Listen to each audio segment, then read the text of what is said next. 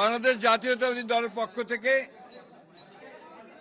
আজকে প্রধান নির্বাচন কমিশনারের কার্যালয়ে এসে তার সঙ্গে দেখা করে আমাদের নির্বাচন সংক্রান্ত অনেকগুলো বিষয় ছিল, সেই বিষয়গুলো আমরা তাদের সামনে তুলে ধরেছি।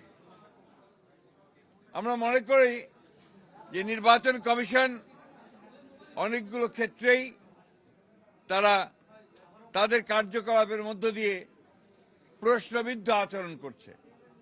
যে বিষয়গুলো আমরা তুলে ধরেছি তার মধ্যে প্রধান যে বিষয়টি ছিল যে আপনারা জানেন যে পোস্টাল ব্যালটের যে বিষয়টি, এটা কিন্তু এখনো পুরোপুরি সমাধান হয়নি। বিশেষ করে বিদেশের যারা নিবন্ধিত ভোটার তাদেরকে ব্যালট পেপার পৌঁছানোর ক্ষেত্রে এবং ব্যালট পেপারটা যেভাবে মুদ্রণ করা হয়েছে সেই ক্ষেত্রে আমাদের অভিযোগ, আমরা সেটা তাদের কাছে দিয়ে এসেছি। আমরা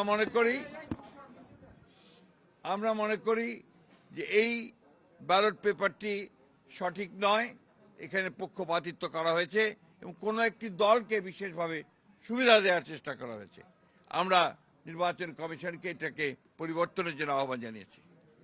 এছাড়া আমরা দেশে পোস্টাল ব্যালটের ব্যাপারে, অর্থাৎ যারা বিভিন্ন দায়িত্বে থাকবে নির্বাচনের দিন, তারা যে পোস্টাল ব্যালটে ভোট দেবেন, আমরা অনুরোধ করেছি এবং আমরা চেয়েছি যে তারা যেন সেটা আমাদের যেটা প্রতীক, সেই প্রতীক বিতরণের পরেই যেন দেওয়া হয়, অর্থাৎ সঠিকভাবে একটা পোস্টাল ব্যালট আমরা যেভাবে ভোট দেই সেইভাবে যেন সেই পোস্টাল ব্যালটও ব্যবস্থা করা হয়।